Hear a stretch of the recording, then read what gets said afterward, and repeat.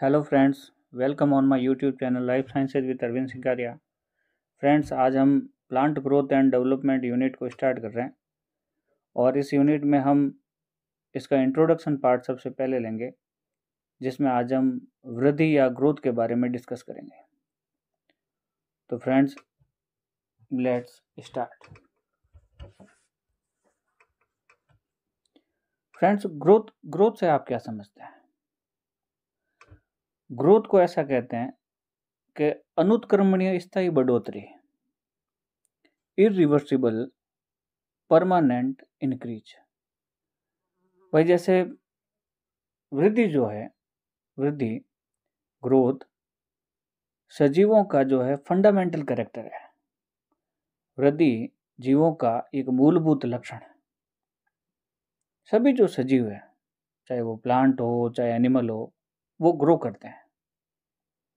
जैसे यदि मैं एक सीड की बात करूं, तो जब हम एक सीड को जर्मिनेट करते हैं तो वो सीड सबसे पहले कुछ दिनों पश्चात एक प्लांटलेट्स बनता है और फिर और कुछ टाइम बाद में वो एक छोटा प्लांट जैसा बनता है और काफ़ी सालों बाद में वो एक बड़ा वृक्ष ट्री के समान हो जाता है। उसी प्रकार एक यदि अपन ह्यूमन की बात करें तो ह्यूमन में सबसे पहले छोटा बेबी होता है। वो बेबी जो है धीरे धीरे ग्रो करता है, उसके हाथ पैर वगैरह बड़े होते हैं, सिर, और वो एक दिन जब आप मानो कि 18 साल का हो जाए तो वो कितना बड़ा हो जाता है। तो आपने देखा होगा कि जो सभी जीव हैं, चाहे कोई भी एनिमल हो चाहे कोई भी प्लांट हो, वो ग्रो करते हैं। और ग्रो से क्या मीन्स है कि भाई उनकी सेल की नंबर में इंक्रीमेंट होगा और उनकी सेल की साइज में इंक्रीमेंट होगा।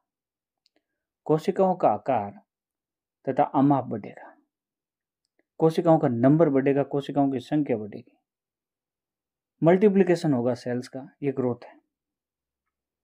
तो वृद्धि क्या है? वृद्धि किसी भी पादप, किसी भी अंग या किसी भी कोशिका में होने वाली अनुत्क्रमणीय स्थायी बढ़ोतरी है। इरिवर्सिबल परमानेंट इंक्रीज ग्रोथ कहलाती है। जैसे हम इस स्लाइड में देखते हैं, यहां पर लिख रखा है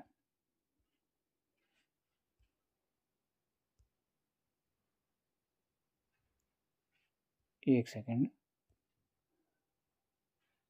वृद्धि एक भौतिक परिवर्तन है। भौतिक परिवर्तन, कभी आपने केमिस्ट्री में एक डेफिनेशन पढ़ी हो, रंग रूप आकार आमाप में परिवर्तन। पदार्थ का जो गुणधर्म है वो चेंज नहीं होता, पदार्थ की अवस्था में जो है वो परिवर्तन नहीं होता, वो गुण वहीं के वहीं रहते हैं। उसे भौतिक परिवर्तन कहते हैं। रासायनिक परिवर्तन में क्या होता है? भौतिक परिवर्तन तो उत्क्रमणीय होते हैं और रासायनिक परिवर्तन अनुत्क्रमणीय होते हैं। रासायनिक परिवर्तन में नया पदार्थ बनता है। ये केमिस्ट्री में आपने डेफिनेशन पढ़ी होगी, लेकिन यहाँ हम बायोलॉजी में देख रहे हैं। और यहाँ पर भौतिक परिवर्तन से मतलब है कोई भी प्लांट होगा या कोई भी एनिमल होगा, उसके रंग रूप आकार आमाप में परिवर्तन होगा वृद्धि से। और आगे क्या लिख रखा है? तथा आकार में वृद्धि या बढ़ोतरी। वृद्धि एक फिजिकल चेंज है तथा साइज में जो इंक्रीज या फिर जो इंक्रीमेंट है वही ग्रोथ है। तो आकार आमाप बढ़ेगा, ये वृद्धि है। वृद्धि को मापा जा सकता है। वृद्धि को मात्रात्मक रूप से मापा जा सकता है। जो ग्रोथ है, ग्रोथ को हम मेजर कर सकते हैं। अच्छा, जैसे आप मानिए कि किसी की हाइट, किसी व्यक्ति की हाइट 5.5 फुट है, किसी की 6 फुट है, किसी की 6.5 फुट है। इसी प्रकार मापते हैं अपन। या फिर हम कह देते हैं कि इसकी हाइट 165 सेंटीमीटर है, किसी की 172 सेंटीमीटर। इस प्रकार से मनुष्यों की जो है अपन लेंथ को मापते हैं। उसी प्रकार जैसे प्लांट में यदि वृद्धि को मापना हो, प्लांट में यदि ग्रोथ को मापना हो, तो आचार्य जेसी बोस ने एक उपकरण बनाया था, क्रिस्कोग्राफ। आचार्य जगदीश चंद्र बोस ने पादप की वृद्धि को मापने के लिए एक यंत्र बनाया था, जैसे क्रिस्कोग्राफ का। तो वृद्धि को मापा जा सकता है, मेजर किया जा सकता है। वृद्धि के इंडिकेटर क्या है, भाई ग्रोथ हो रही है, इसके सूचक क्या है? तो आप देखिए ऊंचाई में वृद्धि होगी, जो हाइट है वो बढ़ेगी, किसी भी प्लांट किसी भी एनिमल की, किसी भी प्लांट या एनिमल का वजन बढ़ेगा, किसी भी प्लांट या एनिमल का वजन बढ़ेगा। यदि एक छोटा नीम का बिल्कुल छोटा पौधा ले और एक बड़ा नीम का वृक्ष ले तो दोनों के वजन में और हाइट में कितना ज़्यादा फर्क होता है। एक छोटा सा बेबी ले जो 4-5 किलो का हो और एक आदमी जिसका वजन 70-80 किलो का हो, तो ये क्या है? ये इंक्रीमेंट ही तो है। साइज एंड शेप, इसमें इंक्रीमेंट ही तो है, और यही तो ग्रोथ है, यही तो वृद्धि है। यदि कोई भी एनिमल है तो उसके बोन साइज में बढ़ोतरी होगी। एक छोटा बेबी है तो उसकी फीमर कितनी छोटी होगी, और एक बड़ा आदमी 18-20 साल का, तो उसकी फीमर की साइज क्या होगी? उसकी फीमर की साइज बड़े आदमी के फीमर की साइज के बराबर वो बेबी होगा। तो बोन की साइज भी बढ़ना ग्रोथ का एक इंडिकेटर है। डेंटेशन, दांतों का निकलना, तो दांत निकलते हैं, दांतों की वृद्धि होती है, ये भी जो है ग्रोथ के इंडिकेटर में आता है।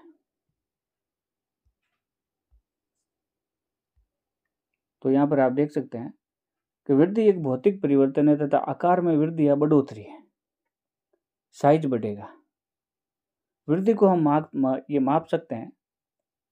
यदि एनिमल हो तो हम हाइट में मापते हैं, ये फीते से माप सकते हैं। प्लांट है तो प्लांट के लिए आचार्य जेसी बोस ने एक उपकरण बनाया था जिसे क्रिस्कोग्राफ कहते हैं। और वृद्धि के सूचक क्या है? वृद्धि के सूचक लंबाई है, वजन है, यदि एनिमल है तो उसकी जो बोन साइज है वो है, और डेंटेशन है।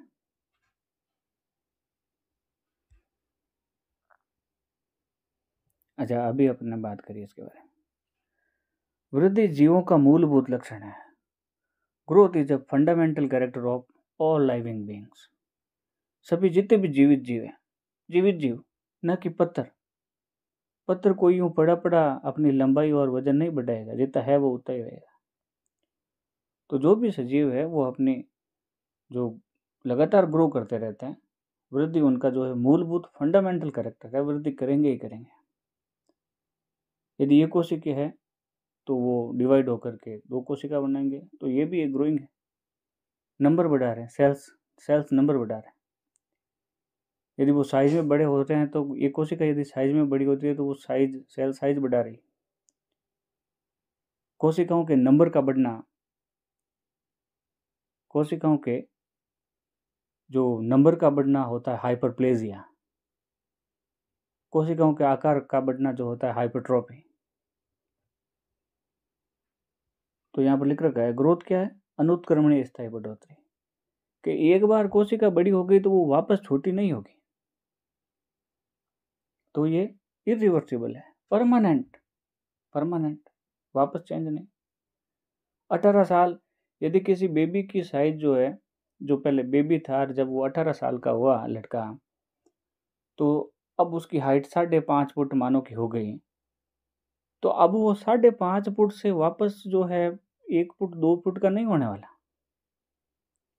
तो एक बार यदि ग्रोथ हो जाती है तो वो परमानेंट है, वो स्थायी है, वो वापस रिवर्स नहीं जा सकती।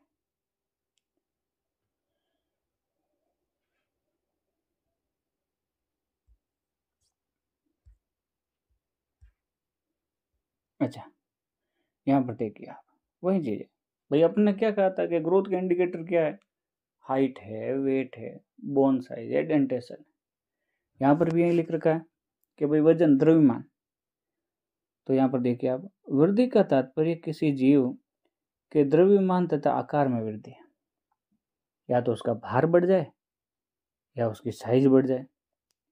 यह आमतौर पर कोशिकाओं की संख्या में वृद्धि तथा कोशिकाओं के आकार बढ़ने के कारण होते हैं। 2 टर्म आप ध्यान रखिएगा। Hyperplasia means increase in number of cells. Hyperplasia increase in number of cells, कोशिकाओं की संख्या में वृद्धि। हाइपरप्लेजिया का मतलब होता है कोशिकाओं की संख्या में वृद्धि। हाइपरट्रॉफी का मतलब हाइपरट्रोफी का मतलब होता है कोशिकाओं का आकार में वृद्धि। क्या होगा वृद्धि में? वृद्धि कोशिकाओं के गुणन तथा इंटरसेल्यूलर सब्सटेंस की वृद्धि के माध्यम से होती है। अरे भाई वृद्धि कैसे होगी? ग्रोथ क्या होगी कि या तो कोशिकाएं मल्टीप्लाई करेगी, अपना नंबर बढ़ाएगी, या कैसे हो सकती है कोशिका में वृद्धि? उसके अंदर का जो ये प्रोटोप्लाज्म है, वो प्रोटोप्लाज्म जो है अपनी मात्रा बढ़ाएगा। तो जैसे जैसे प्रोटोप्लाज्म बढ़ेगा वैसे वैसे सेल की साइज भी बढ़ेगी। तो ये ग्रोथ है।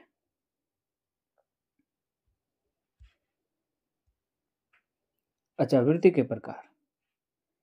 वृद्धि के प्रकार, तो वृद्धि के प्रकार में पहली है यहाँ पर प्राइमरी एंड सेकेंडरी ग्रोथ, फिर वेजिटेटिव ग्रोथ, और फिर है रिप्रोडक्टिव ग्रोथ। प्राइमरी और सेकेंडरी ग्रोथ। तो फ्रेंड्स, प्राइमरी ग्रोथ होती है लंबाई में वृद्धि। हम बॉटनी पढ़ रहे हैं, हर प्लांट के टर्म में यदि इसको डिफाइन करें प्राइमरी ग्रोथ को, तो पादप की लंबाई में वृद्धि उसकी एक्सिस के अलोंग।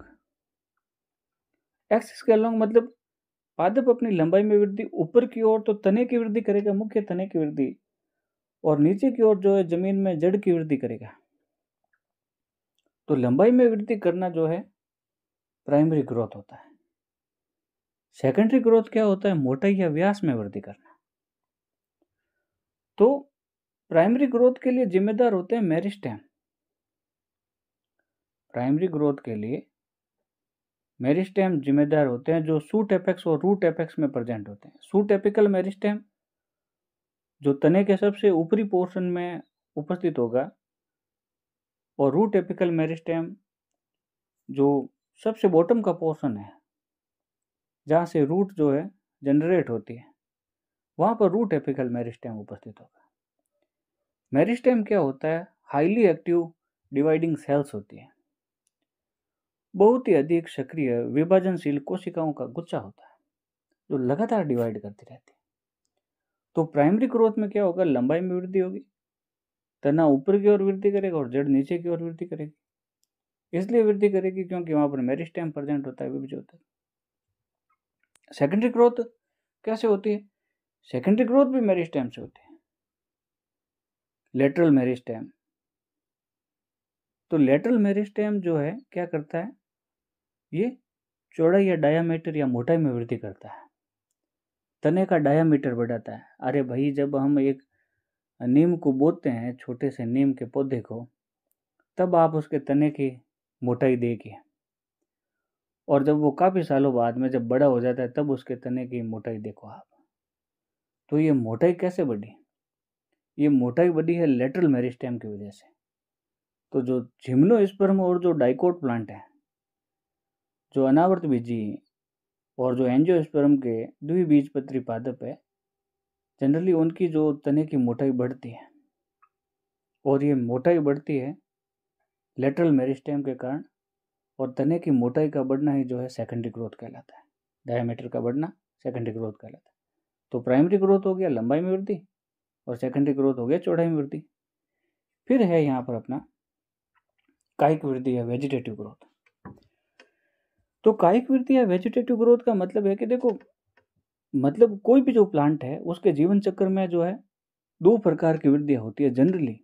ये तो कायिक वृद्धि और एक जननिक वृद्धि, vegetative growth and reproductive growth. Vegetative growth में क्या करता है? प्लांट जो है जड़, तना, पत्ती, फल, फूल इत्यादि का निर्माण करता है। और ये जो जनन वृद्धि होता है, इसमें क्या होता है कि उस प्लांट के जो फ्लोर है उसके अंदर जो पुमंग और जायांग है, पुमंग और जायांग जो है वो विकसित होते हैं, और पुमंग और जायांग के अंदर जो परागकण है और जो अंडाशय के अंदर जो एग है वो डेवलप होता है। तो कायिक वृद्धि के अंदर तो क्या हो गया? उसके कायिक भाग, पौधे के कायिक भाग डेवलप होंगे। और कायिक भाग क्या है? जड़, तना, पत्ती। और जननिक भाग क्या है? फल, फूल, बीज। तो दो प्रकार की जनरल अपन फेज कहते हैं। तो कायिक वृद्धि के अंदर क्या होगा? पादप अपना जो है मैक्सिमम साइज ग्रहण करेगा, गेन करेगा, बड़ा होगा, वो ग्रो करेगा। और भाई जिस प्रकार एक ह्यूमन में हम देखते हैं कि प्यूबर्टी की एज होती है 14, 15, 16 ऐसे कुछ। बच्चा, एक ह्यूमन बेबी मैच्योर तो नहीं होता, मैच्योर होने में टाइम लगता है। उसी प्रकार जब एक प्लांट जो है, प्लांट भी जब जर्मिनेट होता है, एक सीडलिंग जब अंकुरित किया जाता है, तो वो एक पहले छोटा प्लांटलेट बनता है और काफ़ी सालों बाद में वो वापस अपनी नई प्रोजेनी पैदा करने के लिए जो है कैपेबल होता है, उस कैपेसिटी को गेन करता है, उस क्षमता को ग्रहण करता है कि वापस वो अपने बीज बना सके। तो कायिक वृद्धि के अंदर क्या आएगा? जड़, तना, पत्ती, फल फूल का निर्माण। और जननिक वृद्धि में क्या होगा कि भाई वो जो पुमंग और जायांग है वो भी पूरे विकसित हो जाएंगे, और जो पराग कोष्ठ है, मतलब ये जो पराग कोष्ठ है उसके अंदर पराग कण बन जाएंगे, और जो जायांग है उसके अंडाशय के अंदर अंडे का निर्माण हो जाएगा, एग का निर्माण हो जाएगा। और फिर बाद में फर्टिलाइजेशन होगा, और फर्टिलाइजेशन से वापस जो ओव्यूल बनेगा, फिर सीड बनेगा, और फिर फ्रूट बनेगा, फ्लोर जो है फ्रूट में कन्वर्ट होगा। तो ये उसकी हो गई रिप्रोडक्टिव ग्रोथ। तो हमने देखा कि भाई वृद्धि 3 प्रकार की है यहाँ पर। प्राइमरी ग्रोथ लंबाई में वृद्धि, सेकेंडरी ग्रोथ है उसके प्लांट के डायामीटर में वृद्धि, चौड़ाई में वृद्धि। कायिक वृद्धि है पौधे के कायिक भागों में वृद्धि, वो पहले मैच्योर होगा। और फिर जननिक वृद्धि क्या है कि भाई जब एक बार उसकी कायिक वृद्धि हो गई, जब पादप मैच्योर हो गया, तो अब वह अपने नई प्रोजेनी पैदा करने के लिए कैपेबल हो गया। मतलब अब निषेचन होगा, बीज निर्माण होगा, वो पादप जो है, पेरेंट प्लांट जो है, मात्र पादप का अब जीवन समाप्त होता है, और एक नई प्रोजेनी बनेगी, नया बीज बनेगा जो उस नए पादप का रूप लेगा।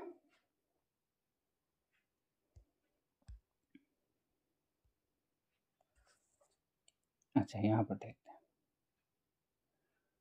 प्लांट ग्रोथ को 3 चरणों में वर्गीकृत किया गया है। जो पादप की जो वृद्धि है उसको 3 स्टेप में जो है क्लासिफाई किया गया है। पहला तो है फॉर्मेटिव फेज, दूसरा है cell differentiation and cell enlargement, और तीसरा है सेल मैचुरेशन, कोशिका परिपक्वन। तो भाई पहले तो जो है प्रारंभिक चरण पादप की वृद्धि जो है उसमें प्रारंभिक चरण में यही होगा कि भाई कोशिकाएं विभाजन करेगी, और कोशिका विभाजन के बाद में क्या होगा? कोशिका विभेदन और कोशिका वृद्धि करेगी। कोशिका विभेदन से मतलब समझिए आप पहले तो देखिए, जैसे जब भी एम्ब्रियो का निर्माण होता है, भ्रूण का निर्माण होता है, तो जब भ्रूण का निर्माण होगा तो भ्रूण में होती है स्टेम सेल। भाई जैसे हम एक एनिमल की बात करें, तो जब एम्ब्रियो है तो एम्ब्रियो के अंदर तो स्टेम सेल है। अभी किडनी की सेल्स, लीवर की सेल्स, ब्रेन की सेल्स, कार्टिलेज की सेल्स, बोन की सेल्स, इन सभी का विकास नहीं हुआ है, अभी सिर्फ स्टेम सेल है। तो मैं डिफरेंशिएशन का मतलब या विभेदन का मतलब समझा रहा हूं कि एक कोशिका विभाजित होती है, और विभाजन होने के बाद में एक पर्टिकुलर कार्य को करने के लिए स्पेशलाइज्ड हो जाती है। किसी विशिष्ट कार्य को करने के लिए वो मैच्योर हो जाती है, या फिर रूपांतरित हो जाती है, मॉडिफाई हो जाती है। वापस सुनिएगा, एक कोशिका जो विभाजन का कार्य करेगी, पहले विभाजित हुई, विभाजित होकर के जो 2 कोशिकाएं बनी, उसमें से एक कोशिका तो अभी तक विभाजनशील है, ये विभाजन का काम करेगी। लेकिन जो एक कोशिका है वह क्या करेगी? वह मैच्योर होगी। किस लिए मैच्योर होगी? क्योंकि उसे किसी ऑर्गन का हिस्सा बनना है। मानो कि जैसे अभी एम्ब्रियो है, एम्ब्रियो का विकास हो रहा है, अब उसके अंदर सारे ऑर्गन बनने लगे। तो स्टेम सेल है, स्टेम सेल ने डिवाइड किया, 2 कोशिका बनी। एक कोशिका तो वापस विभाजन करेगी, जो दूसरी कोशिका बनी उसे यदि मस्तिष्क का विकास करना है तो वो क्या करेगी, वो कोशिका न्यूरॉन में बदल जाएगी, न्यूरॉन सेल्स में बदल जाएगी। अब एक बार जब वो न्यूरॉन सेल्स में बदल गई तो आप ये मत सोचिएगा कि वो वापस डिवाइड करेगी, नहीं करेगी। अब वो वापस विभाजन का कार्य नहीं करेगी, वो परमानेंट सेल में कन्वर्ट हो जाएगी। तो ये है विभेदन, कि एक कोशिका किसी विशिष्ट कार्य को करने के लिए रूपांतरित या मॉडिफाई हो जाती है, ये विभेदन है, डिफ्रेंसिएशन है। जैसे स्टेम सेल थी, किडनियां बननी है अब, तो एक स्टेम सेल विभाजित हुई, 2 कोशिकाएं बनी, एक तो वापस विभाजन करेगी और दूसरी को जो किडनी बनानी है तो वो नेफ्रॉन में कन्वर्ट हो गई। तो नेफ्रॉन बनने के बाद अब वो कोशिका वापस विभाजन नहीं करेगी। उसी प्रकार यदि हम बात करें बोन सेल, तो बोन सेल को बनाने वाली कौन सी कोशिकाएं होंगी, ओस्टियोब्लास्ट और ओस्टियोक्लास्ट, वो कार्टिलेज सेल, कॉन्ड्रियोसाइट्स, लीवर में हिपेटोसाइट्स। तो ये जो हिपेटोसाइट है, नेफ्रॉन्स है, न्यूरॉन्स है, ये वापस डिवाइड नहीं करेगी, ये डिफरेंशिएट हो चुकी है। क्योंकि जो किडनी की जो नेफ्रॉन्स है उन्हें अब ब्लड का प्यूरिफिकेशन करना है, तो वो स्पेसिफिक कार्य को करने के लिए मॉडिफाई हो चुकी है, अब वापस विभाजन नहीं करेगी भाई।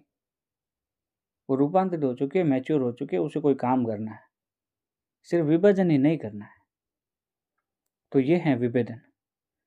तो पहला होता है फॉर्मेटिव फेज, जिसमें कोशिकाएं विभाजित होती हैं, फिर कोशिकाएं विभेदित होती है।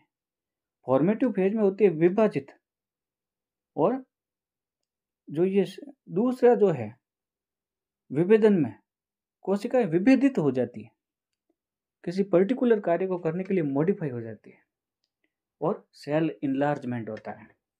जब एक बार कोशिका विभेदित हो गई तो वो उस पर्टिकुलर कार्य को करने के लिए अपना साइज बढ़ाती है, सेल इनलार्जमेंट, कोशिका दीर्घन। और फिर होता है सेल मैचुरेशन, कोशिका परिपक्व हो जाती है, एक पर्टिकुलर ऑर्गन का हिस्सा बन जाती है और काम करती है। एक चीज ध्यान रखिएगा, मानव के शरीर के अंदर लगभग 200 प्रकार के विभिन्न कोशिकाएं पाई जाती है। 200 type of cell present in human body. तो एक मानव शरीर के अंदर लगभग 200 प्रकार की कोशिकाएं पाई जाती हैं।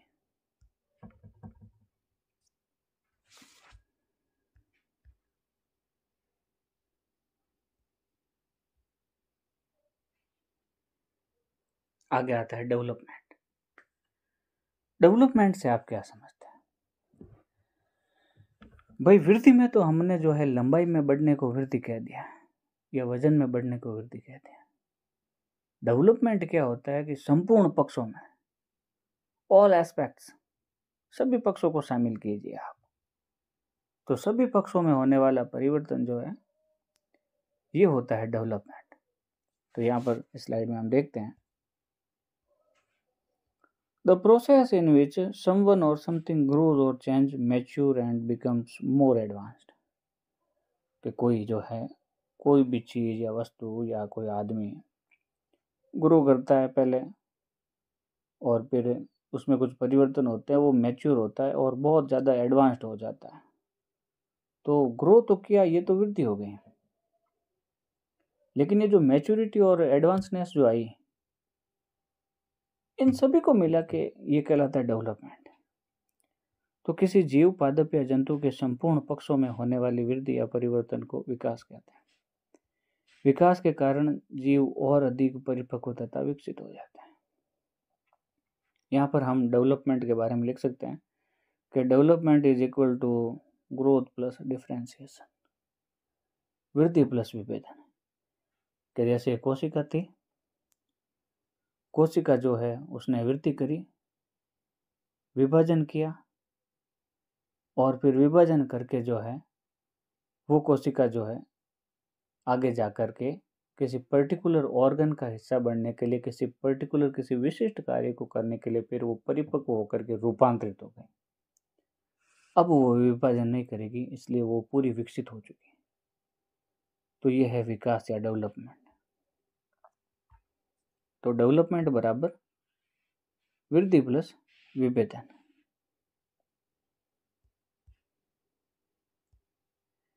यहाँ पर देखिए वापस यही डेफिनेशन कि अनुत्क्रमणीय स्थायी बढ़ोतरी किसी कोशिका अंग या पादप के आकार में अनुत्क्रमणीय स्थायी बढ़ोतरी को वृद्धि कहते हैं।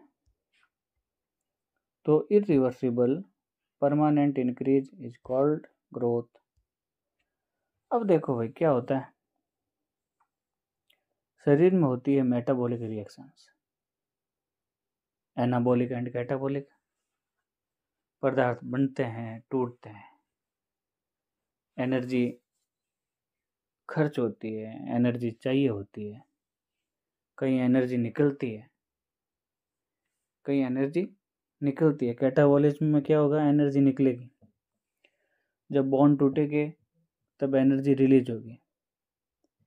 एनाबॉलिक में क्या होगा, एनाबॉलिक में छोटे स्मॉल मॉलिक्यूल से बिग लार्जर मॉलिक्यूल बनाने हैं तो बॉन्ड को जोड़ना पड़ेगा, तो एनर्जी चाहिए होगी।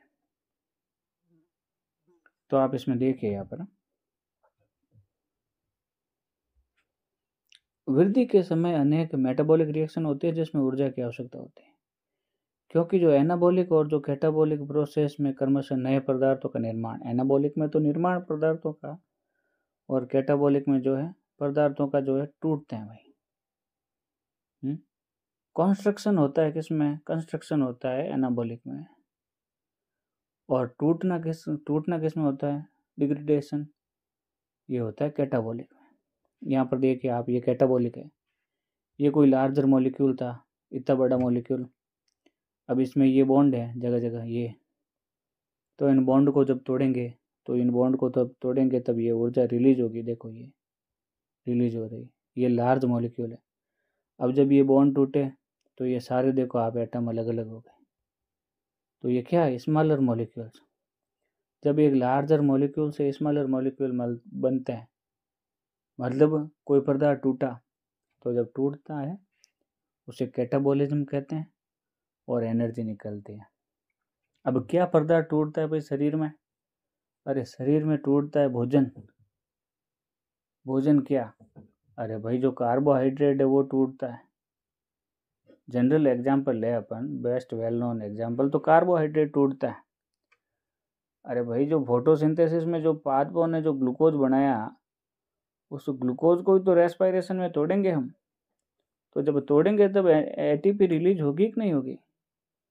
तो एटीपी क्या है, एनर्जी करेंसी है, एनर्जी मॉलिक्यूल है। तो जब हमने भोजन को, ग्लूकोज को तोड़ा तब ऊर्जा मुक्त हुई। अब यहाँ पर देखिए ये है एनाबॉलिज्म, ये था कैटाबॉलिज्म, एक सेकेंड, ये है कैटाबॉलिज्म। अब यहाँ पर हम देखते हैं एनाबॉलिज्म। ये एनाबॉलिज्म क्या होता है, पदार्थ बनते हैं, छोटी छोटी इकाइयाँ मिलकर के बड़ा लार्ज मॉलिक्यूल बनाते हैं। याद करो फोटोसिंथेसिस, प्रकाश संश्लेषण में 6CO2 + 12H2O dash glucose + 6H2 और 6O2। तो क्या हुआ, तो ग्लूकोज मतलब फोटोसिंथेसिस में क्या होगा, पदार्थ बनता है, तो बनता है तो यहाँ पर क्या होगा, जब बनते हैं तो एनर्जी चाहिए होती है, एनर्जी खर्च होती है। तो देखो इसमें स्मॉलर यूनिट और ऊर्जा जो है ये मिलकर के क्या करेगी, एक बड़े अणु का निर्माण करेगी। तो एनाबॉलिज्म में तो पदार्थों का निर्माण करने में तो ऊर्जा खर्च करनी पड़ेगी भाई, और पदार्थों को तोड़ेंगे तब ऊर्जा निकलेगी। अभी देखते हैं, अब पदार्थ तोड़ते हैं किस में, तो तोड़ते थे रेस्पिरेशन में। पदार्थ बनता किस में, ग्लूकोज किस में बनता है, फोटोसिंथेसिस में बनता है। तो एनाबॉलिज्म का उदाहरण क्या हो गया, फोटोसिंथेसिस। कैटाबॉलिज्म का उदाहरण क्या हो गया, रेस्पिरेशन।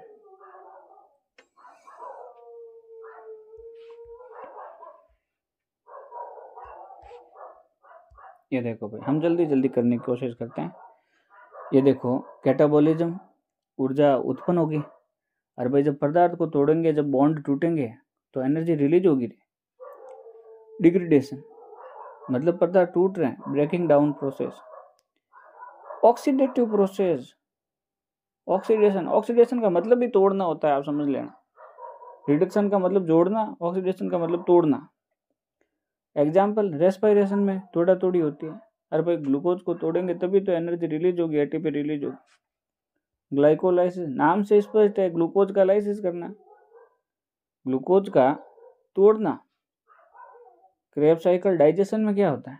अरे भाई जो खाना अपन ने खाया उसको ब्रेक डाउन करके अपने ब्लड स्ट्रीम में मिलाना होता है। तो इसके अंदर ऑक्सीजन यूटिलाइज होती है क्योंकि ऑक्सीडेटिव प्रोसेस है। और इसमें क्या होगा, chemical bonds are broken, energy is released. जब रासायनिक बंध टूटेंगे तो एनर्जी तो निकलेगी। मानो कि भाई protein break down to amino acid, कि भाई जैसे प्रोटीन टूटेंगे तब अमीनो एसिड बनेंगे। Larger molecule convert into smaller units. Anabolism में क्या होगा, कंज्यूम एनर्जी। जब पदार्थों का निर्माण करना है तब एनर्जी चाहिए भाई सामने से। ग्लूकोज बनाना है तो CO2 और H2O को जोड़ने के लिए एनर्जी चाहिए। कंस्ट्रक्शन प्रोसेस है भाई, कंस्ट्रक्शन, निर्माण हो रहा है, ग्लूकोज का निर्माण कर रहे हैं। रिडक्टिव प्रोसेस, भाई जहाँ भी ये चीज़ आ जाए कि कोई चीज़ बन रही है वो रिडक्शन, और जो चीज़ टूट रही है वो ऑक्सीडेशन। यदि अपन रेस्पिरेशन में चीज़ें टूटती है, तो यदि अपन एक शब्द में कहें तो रेस्पिरेशन जो है कैसा प्रोसेस है, ऑक्सीडेशन। फोटोसिंथेसिस कैसा है, रिडक्शन। वैसे तो अपन ऐसा कहते हैं कि भाई ऑक्सीडेटिव एंड रिडक्टिव प्रोसेस, लेकिन मेन जो शब्द आएगा फोटोसिंथेसिस के लिए वो रिडक्शन यूज होगा। तो यहाँ पर देखिए एनाबॉलिज्म में एग्जांपल आ गया, फोटोसिंथेसिस, कीमोसिंथेसिस, लिपोजिनेसिस। तो सिंथेसिस का मतलब तो भाई कुछ चीज़ सिंथेसाइड करना होता है, कुछ चीज़ बनाना होता है। फिर इसमें ऑक्सीजन की जरूरत होती नहीं, एनर्जी चाहिए होती है नए केमिकल बंडों का निर्माण करने के लिए, रासायनिक बंडों का निर्माण करने, अमीनो एसिड जोड़ करके वापस प्रोटीन का निर्माण करना।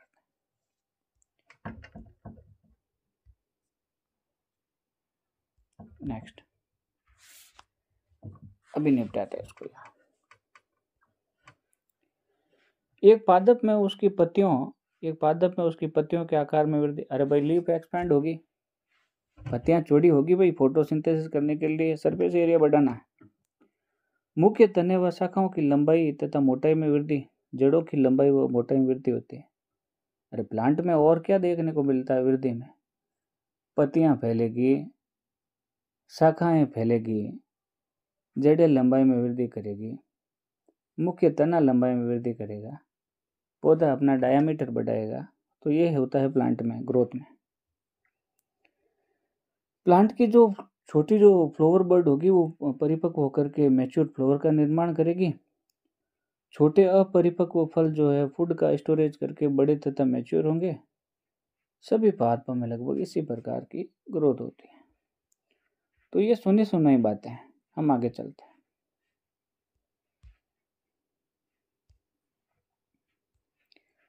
पादप में वृद्धि सामान्यतः इनडिटर्मिनेट होती है। तो ये समझ लायक है, अनिश्चित होती है।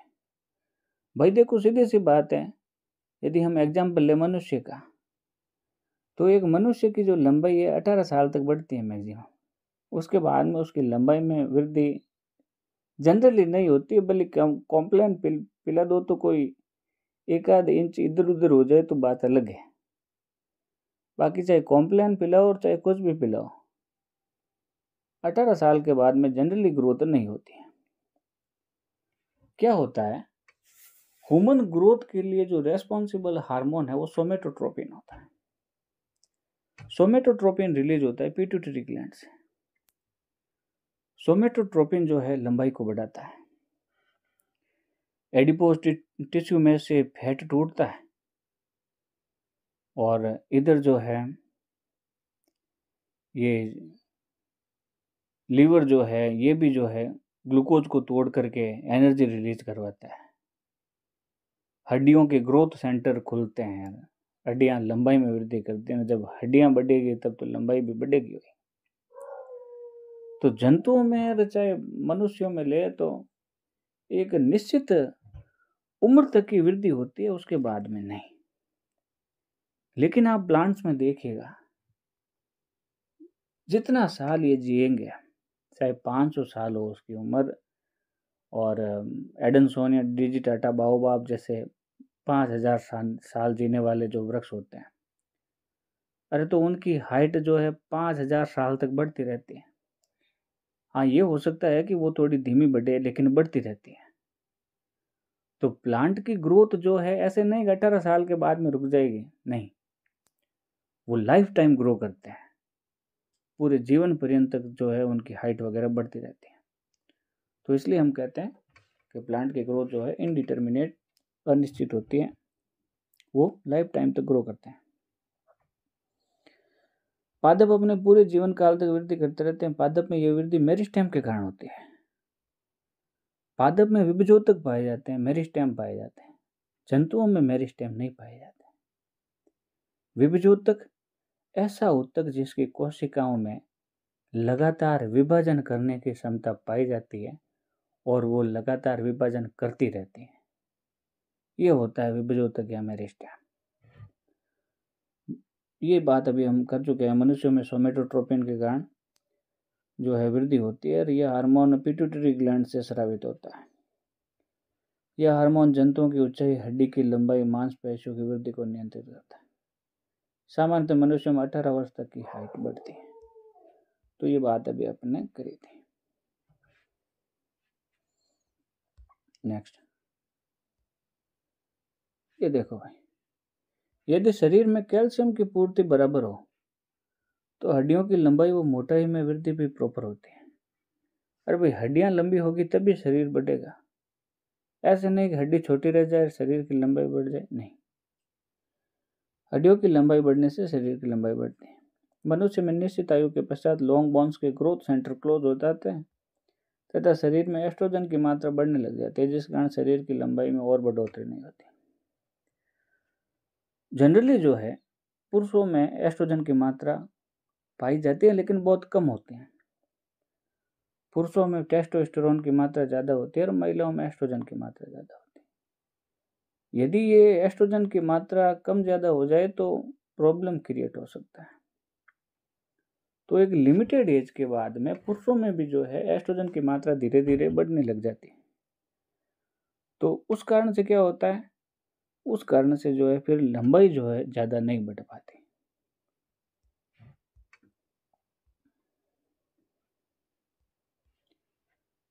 नेक्स्ट, तो अभी हमने बात करी कि भाई जो प्लांट है उसमें मेरिस्टेम होता है और मेरिस्टेम की एक्टिविटी के कारण जो है उसकी लंबाई और चौड़ाई बढ़ती है। तो यहाँ पर देखिए भाई, मेरिस्टेम की सक्रियता के कारण जो नई कोशिकाएं बनती है उसे प्लांट की ओपन फॉर्म ऑफ ग्रोथ कहते हैं। भाई क्या होता है कि जो प्लांट है उसकी शूट टिप और रूट टिप के अंदर पाया जाता है मेरिस्टेम, मतलब विभज ऊतक, ऐसा ऊतक जिसकी कोशिकाएं लगातार विभाजन करती रहती हैं। तो जब वो लगातार विभाजन करेगी तब लगातार नई कोशिकाएं जुड़ेगी। तो नई कोशिकाएं जुड़ती है तो इस टाइप की ग्रोथ को क्या कहते हैं, इस टाइप की ग्रोथ को कहते हैं open type of growth. Meristem वाले सेल्स का परमानेंट सेल में कन्वर्ट होना विभेदन कहलाता है। जैसा कि मैंने आपको अभी पहले बताया था थोड़ी देर कि भाई कोशिका विभाजन करेगी और विभाजन करने के बाद वो मैच्योर होगी, या फिर इसको हम ऐसे कह सकते हैं कि वो किसी विशिष्ट कार्य को करने के लिए रूपांतरित हो जाएगी, वापस विभाजन का कार्य ये नहीं करेगी। स्टेम सेल थी, उसे किडनी बनाना था, अब उसे ब्लड का प्यूरिफिकेशन करना है तो वो नेफ्रॉन में कन्वर्ट हो गई। नेफ्रॉन में कन्वर्ट होने के बाद वापस विभाजन नहीं करेगी भाई। अरे भाई, अब खून का प्यूरिफिकेशन करना है, क्या बार बार विभाजित होना। तो वो मैच्योर हो गई, डिफ्रेंशिएट हो गई, तो वो परमानेंट सेल में कन्वर्ट हो गई। अब वापस जो है डिवाइडेशन का काम नहीं करेगी। यहाँ पर देखो भाई, कहाँ गया। तो प्लांट ग्रोथ लोकलाइज्ड होती है। अब लोकलाइज्ड कहते हैं, अरे भाई जहाँ मेरिस्टेम पाए जाएंगे वहीं होगी। पादपों में वृद्धि स्थानीयकृत होती है।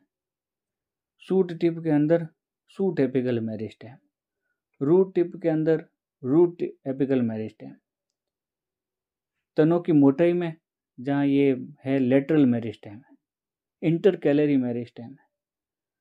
तो ये परमानेंट जो है मेरिस्टेम जो है सबसे ऊंचाई में, सबसे निचाई में और फिर साइड में पाए जाते हैं, तो उसके कारण जो है लंबाई और चौड़ाई में वृद्धि होगी। तो ये विशिष्ट स्थानों पर पाए जाते हैं, इसलिए इसे लोकलाइज्ड ग्रोथ कह दिया। ठीक है। और पादपों में वृद्धि होती है इनडिटर्मिनेट, पूरे जीवन पर्यंत ग्रो करते रहते हैं। 500 साल का पादप है तो ये 499 वर्ष का होगा, तब भी कहीं ना कहीं से ये ग्रो कर रहा होगा। लेकिन आप सोचो कि एक आदमी है, यदि वो ऐसे ही ग्रो करता रहे कि 18 साल तक, तो उसकी उम्र 5.5 फुट हो गई, तो सोचो आप 60 साल तक फिर उसकी हाइट कहाँ जाएगी। तो दिस इज नॉट पॉसिबल। जंतुओं में जो वृद्धि होती है वो लिमिटेड होती है। ठीक है, लिमिटेड ग्रोथ होती है, डिटर्मिनेट ग्रोथ होती है, निश्चित वृद्धि होती है। उतनी वृद्धि के बाद में फिर वो भीमकाय बनने की कोशिश नहीं करते। आगे देखिए आप, एनिमल में ग्रोथ कैसी होती है? अनलोकलाइज्ड और डिफ्यूज्ड टाइप की ग्रोथ होती है। तो जो जंतु होते हैं, जंतुओं में किस प्रकार की वृद्धि पाई जाती है? तो जंतुओं में वृद्धि पाई जाती है भाई डिफ्यूज्ड टाइप की या फिर अनलोकलाइज्ड टाइप की जो है ग्रोथ पाई जाती है जंतुओं में। तो उनमें क्या होता है, डिफ्यूज्ड ग्रोथ में क्या होगा भाई कि ये जो है सभी जगह से जो है थोड़ा थोड़ा जो है ग्रो करेंगे, और लिमिटेड होती है जंतुओं में ग्रोथ। एक निश्चित उम्र के पश्चात में इनकी लंबाई बढ़ती नहीं। आगे देखिए, तो लोकलाइज्ड ग्रोथ अभी हमने बात करी कि भाई प्लांट में 2 एंड्स पर ग्रोइंग पॉइंट्स बनते हैं। तने में जो है प्रोरो में शूट टिप पर शूट एपिकल मेरिस्टेम बनता है, और जड़ों पर क्या होता है, रूट एपिकल मेरिस्टेम बनता है। तो प्लांट की वृद्धि केवल इन 2 एरिया में होती है, अपवर्ड तथा डाउनवर्ड डायरेक्शन में। और इन 2 ही रीजन में जो है प्लांट की ग्रोथ होने के कारण इसे लोकलाइज्ड या स्थानिक वृद्धि कहते हैं। प्राइमरी ग्रोथ के कारण पादप की लंबाई में वृद्धि होती है, जबकि सेकेंडरी ग्रोथ के कारण पादप की चौड़ाई या व्यास में वृद्धि होती है। पादप में ये वृद्धियां जीवन पर्यंत चलती है, इसलिए पादप की वृद्धि को इनडिटर्मिनेट या असीमित वृद्धि कहते हैं। तो ये चीज हो गई जो अभी अपन ने डिस्कस करी थी। Next slide. प्राइमरी ग्रोथ, तो मैंने आपको बताया प्राइमरी ग्रोथ मीन्स लंबाई में वृद्धि भाई, growth in length. Secondary growth, growth in diameter. Primary growth पादप की लंबाई में वृद्धि के लिए जिम्मेदार होती है, और पादप की चौड़ाई में वृद्धि द्वितीयक वृद्धि कहलाती है। तो भाई जो पादप के तने की मोटाई बढ़ेगी, जो व्यास बढ़ेगा, वो सेकेंडरी ग्रोथ है। फिर द्विबीजपत्री पादपों तथा अनावर्त बीजों में जिम्नोस्पर्म में लेटरल मेरिस्टेम पाया जाता है। लेटरल मेरिस्टेम के कारण क्या होगा, कॉर्क कैम्बियम और वेस्कुलर कैम्बियम बनती है। सवन एदा और कॉर्क एदा बनती है, और जिससे क्या होता है कि पादप का जो विड्थ है, डायमीटर है, वो बढ़ता है, और इसे जो है अपन द्वितीयक वृद्धि या सेकेंडरी ग्रोथ कहते हैं। मतलब प्राइमरी ग्रोथ क्या है, पादप की लंबाई में वृद्धि। सेकेंडरी ग्रोथ क्या है, पादप की चौड़ाई, मोटाई या डायमीटर में वृद्धि। तो लंबाई में वृद्धि कैसे होगी, shoot apical meristem, root apical meristem के कारण। चौड़ाई में वृद्धि lateral meristem, cork cambium, vascular cambium, इनके कारण। आगे भाई, वृद्धि को मापा जा सकता है, अभी अपन ने बात करी थी। एनिमल है, मनुष्यों में फीते से माप लो, क्या दिक्कत है। और पादप के लिए जो है आचार्य जेसी बोस ने क्रिस्कोग्राफ जो है उपकरण का निर्माण किया था। सेल्यूलर लेवल पर यदि मैं कोशिका की वृद्धि की बात करूं तो प्रोटोप्लाज्म का बढ़ना है। जीव द्रव्य बढ़ेगा तो कोशिका की वृद्धि होगी।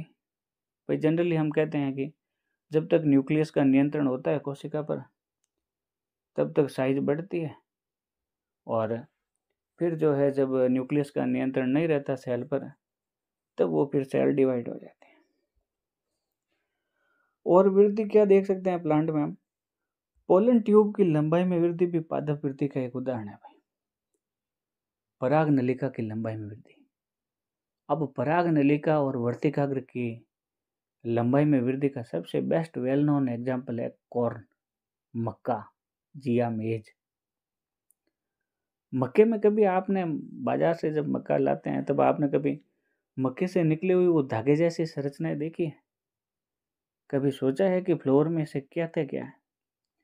तो वो स्टिग्मा होती है, वर्तिकाग्र होती है वो इतनी लंबी, कॉर्न सिल्क कहते हैं जिसे। बहुत से मेडिसिनल यूज है उसके। जो यूरिनरी ट्रैक्ट संबंधी जो बीमारियां है वो उनके इलाज में ये काम आती है कॉर्न सिल्क। चाइना और अमेरिका में जो है इसे बहुत यूज किया जाता है मेडिसिन में। तो जो कॉर्न सिल्क है, कॉर्न सिल्क की लंबाई 30 सेंटीमीटर तक हो सकती है भाई। तो जब कॉर्न सिल्क इतनी लंबी होगी तो फिर पराग नलिका भी तो उतनी लंबी बनेगी, तभी जाकर के पोलन के न्यूक्लियस पहुंच पाएंगे ओवेरी के एग तक। तो पराग नलिका की जो है लंबाई में वृद्धि भी जो है पादप वृद्धि का एक उदाहरण है। पराग नलिका प्रकृति में पाई जाने वाली सबसे फास्टेस्ट ग्रोइंग सेल है, जिसकी वृद्धि दर जो है greater than 20 micrometre per minute होती है। Greater than 20 micrometre per minute होती है। मक्का की पोलन ट्यूब जो है,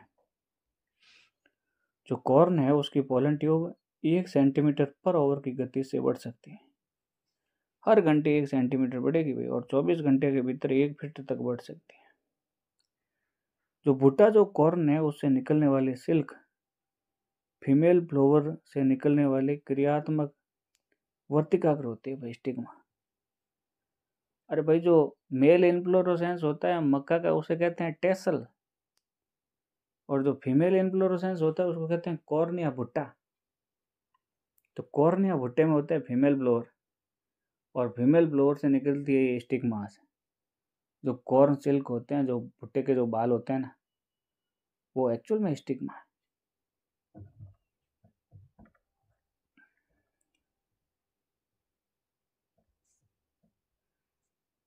चलते हैं हम नेक्स्ट स्लाइड में। ये देखो भैया, तो कॉर्न सिल्क की जो है उसकी लंबाई 30 सेंटीमीटर तक हो सकती है, और इनका टेस्ट जो है हल्का मीठा होता है। पोलन ट्यूब स्टिग्मा टिश्यू के माध्यम से एक सेल की ओर जितनी तेजी से संभव हो उतनी बढ़ती है, जहां वे फिर निषेचन के लिए 2 स्पर्म सेल को रिलीज कर देती है। अब और वृद्धि की बात करें हम प्लांट में, तो मक्का की जो जड़ शीर्षस्थ विभजोतक है या मूल शीर्षस्थ विभजोतक है, उसकी सेल्स 1 घंटे में 17,500 नई कोशिकाएं बना लेती है। अब एक सेल 1 घंटे में 17,500 नई कोशिकाएं बना लेती है, तो कितनी जो है जल्दी ये ग्रो करती है, अपने नंबर बढ़ाती है। तो यहाँ पर एक कोशिका से अन्य कोशिकाएं बन रही है, नंबर में इंक्रीज हो रहा है। तो नंबर में इंक्रीज को कहते हैं हाइपरट्रॉपी। और यही यदि साइज में इंक्रीमेंट हो तो उसे नंबर में इंक्रीज को कहते हैं हाइपरप्लेजिया। नंबर में इंक्रीज को कहते हैं हाइपरप्लेजिया, और यदि साइज में इंक्रीमेंट हो तब उसे कहते हैं हाइपरट्रॉपी। तरबूज की कोशिका जो है अपना आकार सामान्य से 3.5 लाख गुना बढ़ा देती है, ताकि वो अपने अंदर जो है स्वीट जूस या मीठा रस जो है स्टोर कर सके। तो ये आकार में वृद्धि है भाई। जो मक्का की जो है रूट एपिकल मेरिस्टेम की कोशिका है, वो विभाजन करके 17,500 नई कोशिकाएं बना देती है। तो यह तो संख्या में वृद्धि है, और संख्या में वृद्धि मीन्स नंबर में वृद्धि, और नंबर में वृद्धि का मतलब हाइपरप्लेजिया। तरबूज की कोशिका 3.5 लाख गुना अपना आकार बढ़ा देती है, मतलब ये तो साइज में वृद्धि है। साइज में वृद्धि मीन्स आकार में वृद्धि है, और आकार में वृद्धि का मतलब हाइपरट्रॉपी है।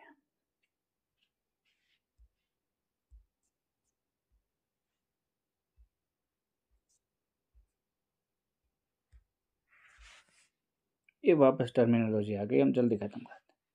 तो हाइपरप्लेजिया, हाइपरप्लेजिया मीन्स नंबर में इंक्रीमेंट। इसे याद करना हो तो इस प्रकार से, ये प्लेजिया है PLA और ये N है तो प्लान PLAN, प्लेजिया और नंबर। तो जब प्लेजिया एंड नंबर याद हो गया तो ट्रोपी और S तो याद हो जाएगा साइज से। TS कर लो, TS हाइपरट्रोपी, T से मीन्स ट्रोपी, S से मीन्स साइज, और यदि प्लान तो प्लेजिया एंड नंबर। तो हाइपरप्लेजिया मीन्स जब कोशिका अपनी संख्या बढ़ा ले, मल्टीप्लिकेशन कर ले, गुणन कर ले। और जो हाइपरट्रोपी क्या है, हाइपरट्रोपी का मतलब है जब कोशिका अपनी साइज बढ़ा ले।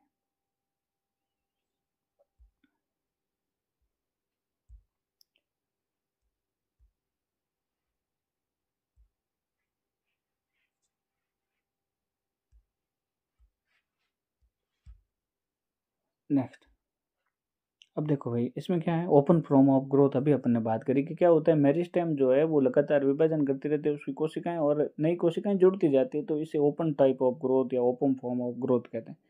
तो यहाँ पर हम जल्दी देखते हैं। In plants meristem tissue present होता है जिसकी कोशिकाएं जो है हमेशा डिवाइड करती रहती हैं, और इनमें जो है विभाजन की क्षमता पाई जाती है। ये नई कोशिकाएं बनाती है और ये नई कोशिकाएं जो है पादप शरीर में जुड़ती रहती है, और इस प्रकार की जो वृद्धि होती है उसे ओपन फॉर्म ऑफ ग्रोथ कहते हैं। तो the form of growth where new cells are always being added to the plant body by the activity of the meristem is called open form of growth। तो क्या होता है कि meristem की activity के कारण जो नई कोशिकाएं बनती है वो पादप शरीर में लगातार जुड़ती जाती है, तो इस प्रकार की जो वृद्धि है उसे ओपन फॉर्म ऑफ ग्रोथ कहते हैं। यहाँ पर देखिए आप, लीव्स, फ्लावर, फूल, पत्तियां और फल जो है उनकी ग्रोथ लिमिटेड होती है या डिटर्मिनेट होती है। इसे क्लोज टाइप ऑफ ग्रोथ कहते हैं। It does not give rise to new cell after primary growth is complete. ये कहते हैं कि भाई जो फूल और पत्तियां और जो फल बनते हैं उनकी ग्रोथ निश्चित होती है और क्लोज टाइप की होती है, ये ज़्यादा प्राइमरी ग्रोथ के बाद में और आगे ग्रो नहीं करते। ऐसे नहीं कि भाई फूल जो है वृद्धि करता करता जो है एक बड़ा हो जाएगा, बहुत बड़ा हो जाएगा, तो वो ज़्यादा बड़ा नहीं होता है, इनकी लिमिटेड ग्रोथ होती है। ऐसे नहीं कि थोड़े टाइम में वृद्धि करके तसले का आकार ले लें, तो ऐसा नहीं हो सकता, इनकी ग्रोथ लिमिटेड होती है।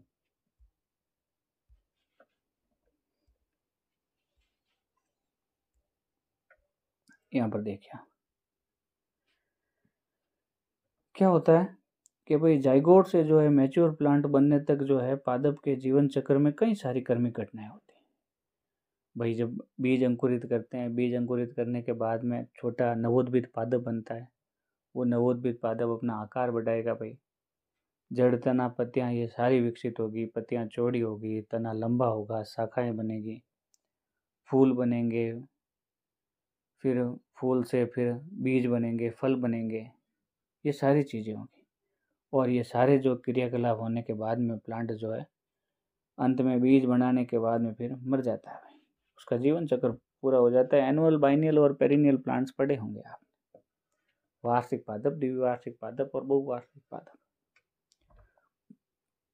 तो एनुअल प्लांट का मतलब जो एक सीजन या एक वर्ष तक अपने जीवन के सारे क्रियाकलाप, कायिक वृद्धि और जन्निक वृद्धि पूरी कर लेते हैं, वो एनुअल प्लांट्स।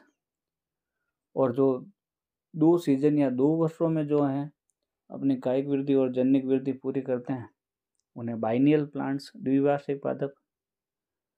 और जिन्हें जो है 2 से अधिक वर्ष लग जाते हैं अपनी कायिक वृद्धि और जनन वृद्धि पूरी करने, उन्हें बहुवार्षिक प्लांट्स कहते हैं।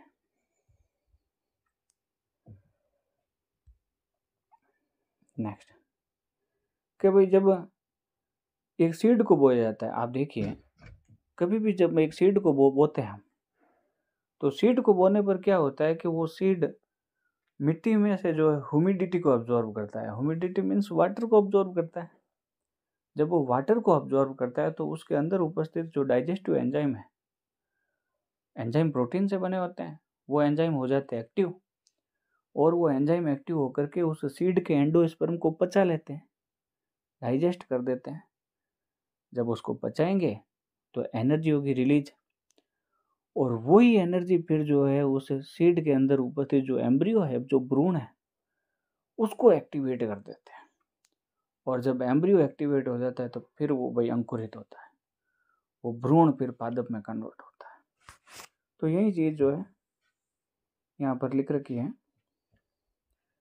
कि सीड को जब बोते हैं तब सीड जो है वाटर को अब्जॉर्ब करके फूलता है, और उसमें उपस्थित जो एंजाइम है वो अल्फा एमाइलेज वगैरह एक्टिव हो जाते हैं, और ये अल्फा एमाइलेज जो है सीड में उपस्थित एंडोस्पर्म को डाइजेस्ट कर देता है, फिर ऊर्जा उत्पन्न होती है, और उस ऊर्जा के कारण जो है एम्ब्रियो जर्मिनेट हो जाता है। तो यही चीज़ है जो अभी अपन ने बात करी। फिर देखिए इसमें जो सीड जर्मिनेशन है, बीज अंकुरण, वो पादप वृद्धि का भाई फर्स्ट स्टेप है, प्रथम चरण। इन्वायरमेंटल कंडीशन जब अनुकूल होगी तब बीज अंकुरित होगा। ह्यूमिडिटी, टेम्परेचर, लाइट इत्यादि जो है प्रॉपर होगी तभी ये सीड जो है जर्मिनेट करेगा। सीड कोट के बीज पत्रों से नीचे की ओर हाइपोकोटाइल बनता है तथा ऊपर की ओर जो है एपिकोटाइल बनता है। अभी बताते हैं ये पूरा।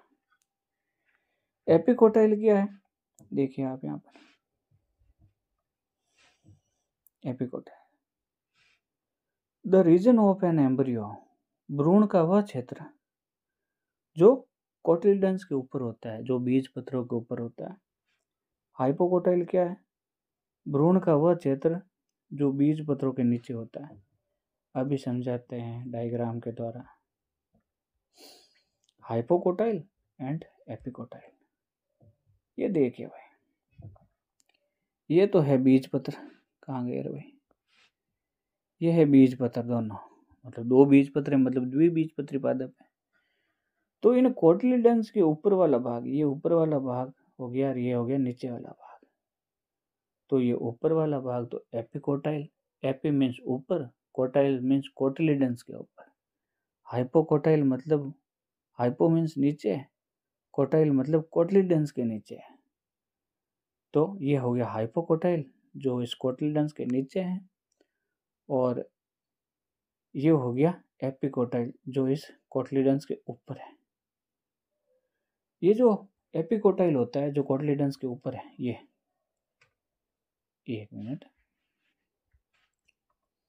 जो ये एपिकोटाइल है जो इस कोटिलिडन्स के ऊपर है, ये एपिकोटाइल, इस एपिकोटाइल के ये जो टिप वाला पोर्शन है इसे कहते हैं प्लूम्यूल। और ये जो हाइपोकोटाइल है, ये एक सेकेंड,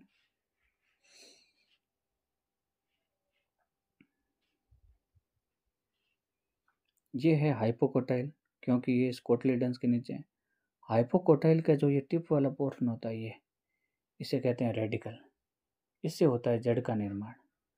और ये जो एपिकोटाइल है, इसके टिप वाला पोर्शन है, इससे होता है तने का निर्माण, इसे कहते हैं प्लूम्यूल। तो देखिए आप यहाँ पर, epicotyl tip is plumule, epicotyl tip is called plumule which later develop into a shoot. के जो एपिकोटाइल का जो शीर्ष भाग होगा उसे प्लूम्यूल कहेंगे, जो आगे जाकर के प्ररोह या तने में रूपांतरित हो जाएगी भाई। और जो हाइपोकोटाइल की जो टिप होगी उसे रेडिकल कहेंगे, जो आगे जाकर के जड़ में कन्वर्ट हो जाएगी भाई।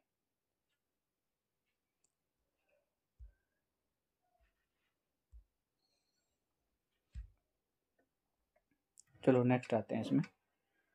तो क्या होता है कि वृद्धि तथा विकास की इन प्रावस्थाओं को जो है कुछ इन्वायरमेंटल फैक्टर तथा कुछ आंतरिक कारक जो है इंटरनल फैक्टर, ये नियंत्रित करते हैं भाई। ग्रोथ को है जो एक्सटर्नल और इंटरनल फैक्टर अफेक्ट करते हैं।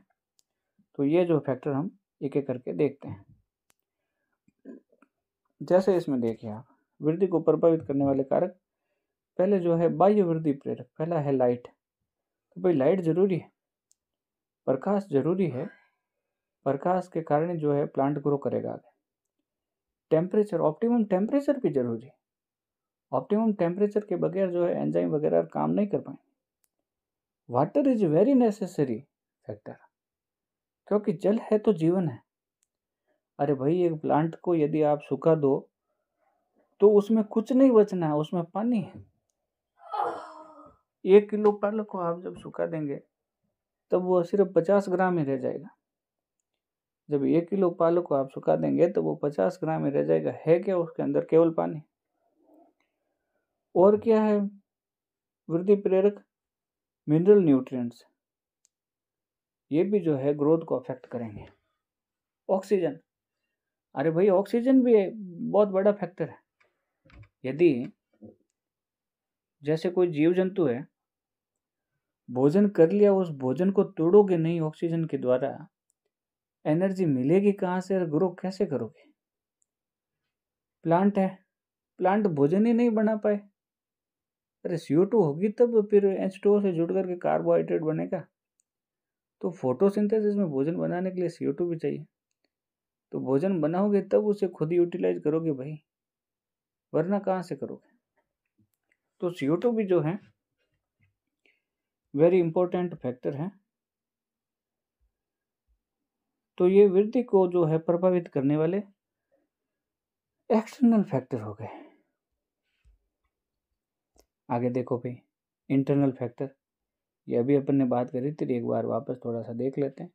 यदि हम मनुष्यों या जंतुओं की बात करें तो उनके अंदर ग्रोथ हार्मोन पाया जाता है जिसे सोमेटोट्रोपिन कहते हैं। और सोमेटोट्रोपिन जो ये हार्मोन है, ये जो है विशिष्ट प्रकार की कोशिकाओं में पाया जाता है। सोमेटोट्रोप और मम्मोसोमेटोट्रोप, ये होती है प्यूटिटरी ग्लैंड्स के अंदर कोशिका है, इनसे ये सोमेटोट्रोपिन हार्मोन रिलीज होता है। क्या करता है ये सोमेटोट्रोपिन हार्मोन? ये somatotropin hormone stimulate growth, cell reproduction, cell regeneration in humans and other animals. ये जो ग्रोथ हार्मोन है सोमेटोट्रोपिन, प्यूटिटरी ग्लैंड्स के जो एंटीरियर लोब से स्रावित होता है। ये सोमेटोट्रोपिन हार्मोन किन ऑर्गन्स को टारगेट करता है? यकृत को, एडिपोज टिश्यू को, ताकि वहाँ से फैट को जो है बिल्कुल तोड़ सके ये और एनर्जी रिलीज करा सके। ये है मस्यूल्स, कार्टिलेज इत्यादि। यह हार्मोन पूरे शरीर की वृद्धि करने का कार्य करते हैं। पूरी जो बॉडी होगी एनिमल की, उसको जो है ग्रो करने का काम करें। यह प्रोटीन निर्माण तथा कोशिकाओं के गुणन व विभेदन को प्रभावित करता है। सोमेटोट्रोपिन का यदि कम श्रावण हो जाए तो भाई बोनापन आ जाए, द्वारबीजम, हाइपोसिक्रेशन, कम श्रावण को हाइपोसिक्रेशन कहें। यदि सोमेटोट्रोपिन का अधिक श्रावण हो जाए जिसे हाइपर सिक्रेशन कहेंगे, एक्रोमेगेलिया जाइंटियम आ जाए। भाई जो जाइंट किसे कहते हैं? विशालकाय, भीमकाय। एक्रोमेगेली भी यही। तो यदि सोमेटोट्रोपिन का स्तर बढ़ जाए तब तो भीमकाय हो जाएगा शरीर, लंबाई में बहुत ज़्यादा वृद्धि कर लेगा। यदि कमी हो जाए तो फिर बोनापन, ड्वार्फिज्म आ जाएगा। तो एक बार इसे भी हम देख लेते हैं। जैसे हाइपोथैलेमस एक हार्मोन निकलता है, stress growth hormone releasing hormone, GHRS। Hypothalamus क्या सिक्रेट करता है? Growth hormone releasing hormone. Growth hormone releasing hormone स्रावित करता है। और ये हार्मोन क्या करता है कि जो एंटीरियर प्यूटिटरी है वहाँ की कोशिकाओं को सोमेटोट्रोपिन रिलीज करने के लिए जो है प्रेरित करता है। और ये सोमेटोट्रोपिन हार्मोन जाकर के मिलता है ब्लड स्ट्रीम में, खून में जाकर के मिल जाता है। ये फिर क्या करता है कि एडिपोज टिश्यू को क्या करता है कि उनको तोड़ता है। एडिपोज टिश्यू को जो है ब्रेक डाउन स्टोर्ड फैट, कि भाई जो वसा संचित हो रखी है उसको तोड़ करके एनर्जी रिलीज करवाता है। और ये सोमेटोट्रोपिन लीवर में जाकर के रिलीज करवाता है इंसुलिन ग्रोथ फैक्टर 1 को। ये फिर क्या करते हैं भाई, जो हड्डियां और जो मसल्स हैं उसकी लंबाई को बढ़ाते हैं। देखो, growth hormone somatotropin stimulate longitudinal bone growth directly. Growth hormone stimulate liver to break glycogen into glucose के जो ग्लाइकोजन, अरे भाई जंतुओं में संचित जो भोज्य पदार्थ है वो ग्लाइकोजन के रूप में है। ये ग्लाइकोजन को ग्लूकोज में तोड़ करके फिर एनर्जी प्रोड्यूस करवाते हैं। ये insulin growth factor 1 further stimulating growth effects increase uptake of amino acid from the blood. खून से जो अमीनो एसिड का अपटेक को इंक्रीज करता है। enhance cellular proliferation and reduce apoptosis। Programmed cell death को जो है ये कम कर देता है। प्रोलिफरेट होने के बाद में ये क्या करता है कि भाई जो एपोप्टोसिस है उसे रिड्यूस करता है। टारगेट साइज क्या होती है, जो टारगेट साइट्स क्या है इस हार्मोन के लिए, सोमेटोट्रोपिन के, बोन सेल्स, हड्डियों के सेल्स, क्योंकि हड्डियाँ लंबाई में बढ़ेगी तो लंबाई भी बढ़ जाएगी आराम से। मस्यूल सेल्स, मांसपेशियों की लंबाई भी बढ़ेगा। नर्वस सिस्टम सेल, इनको भी जो है लंबाई में वृद्धि करेगा। इम्यून सिस्टम सेल, इसकी भी जो है लंबाई में वृद्धि होगी।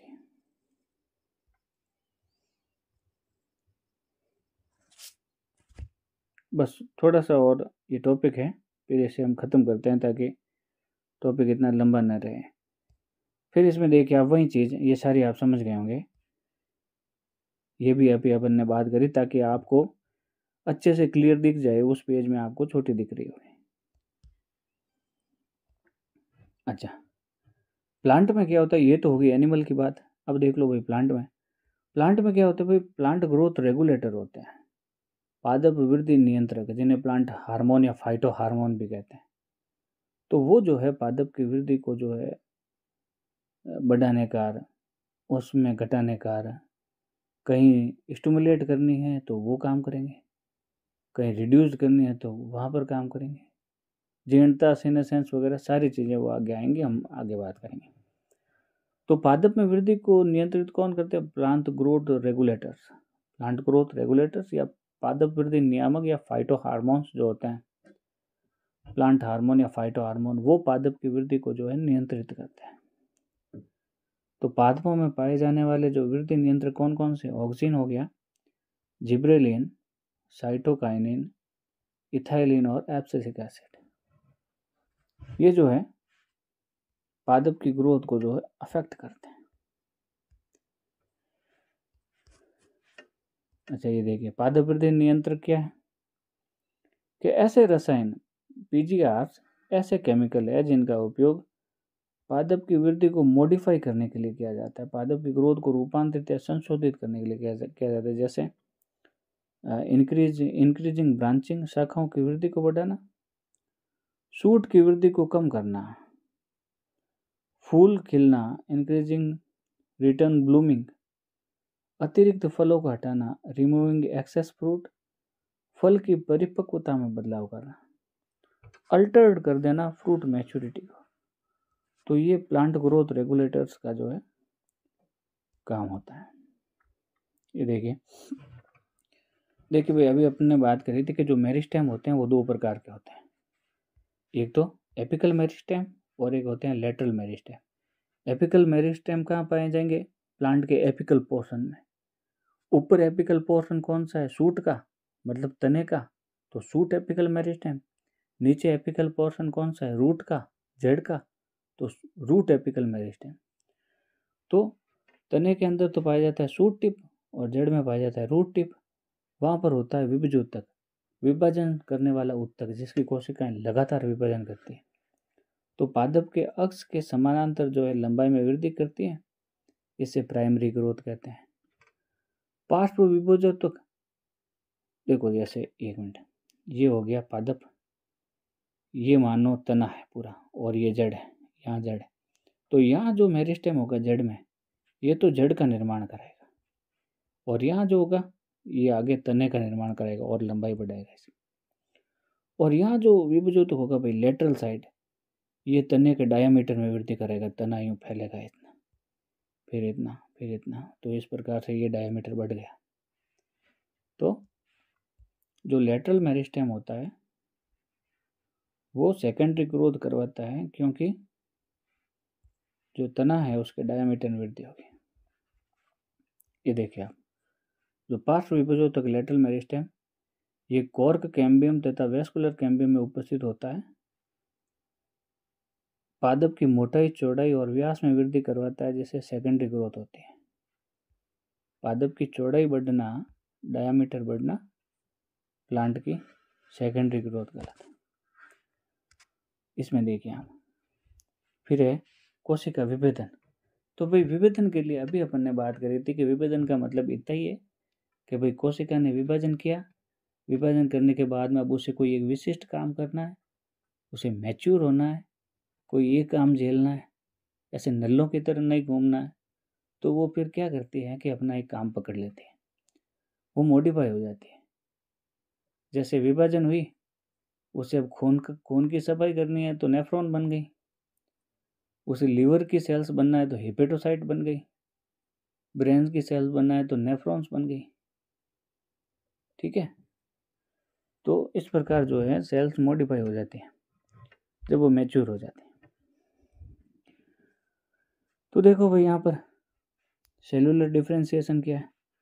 कोशिका विभेदीकरण एक प्रकार की प्रक्रिया है जिसमें एक स्टेम सेल एक प्रकार के सेल से भिन्न प्रकार के सेल में बदलती है। कोशिकाएं विशिष्ट कार्य करने के लिए रूपांतरित हो जाती है। ये देखो यहाँ पर देखिए, ये स्टेम सेल थी, ये बदल गई मस्यूल सेल में क्योंकि उसे मसल्स बनानी है। स्टेम सेल थी, ब्लड सेल में कन्वर्ट हो गई, WBC, RBC, प्लेटलेट्स। इनका काम कौन करेगा भाई, ये तो फिर कन्वर्ट होना पड़ेगा ना। ये फैट सेल्स में बदल गई, एडिपोज टिश्यू, फैट को स्टोर करके रखेगी। जब भोजन मिलना बंद हो जाएगा फिर इसे तोड़ तोड़ कर काम चलाएंगे। स्टेम सेल थी, बोन सेल में कन्वर्ट हो गई, हड्डियों का निर्माण कौन करेगा। ये स्टेम सेल थी, नर्वस सेल में न्यूरॉन्स में बदल जाएगी। स्टेम सेल एपिथेलियल सेल में कन्वर्ट हो गई। स्टेम सेल इम्यून सेल में कन्वर्ट हो गई। स्टेम सेल सेक्स सेल में कन्वर्ट हो गई, स्पर्मोटा जो है और एग में कन्वर्ट हो गई। तो इस प्रकार से। तो फ्रेंड्स, ये जो इंट्रोडक्शन टू ग्रोथ था, ये अभी हम यहीं तक रखते हैं। इसका आगे का भी पोर्शन है जो हम नेक्स्ट वीडियो में कवर करेंगे। तो फ्रेंड्स, आज के लिए इतना ही। Thank you very much. Channel को सब्सक्राइब करें, वीडियोस को लाइक करें, शेयर करें। Thank you friends.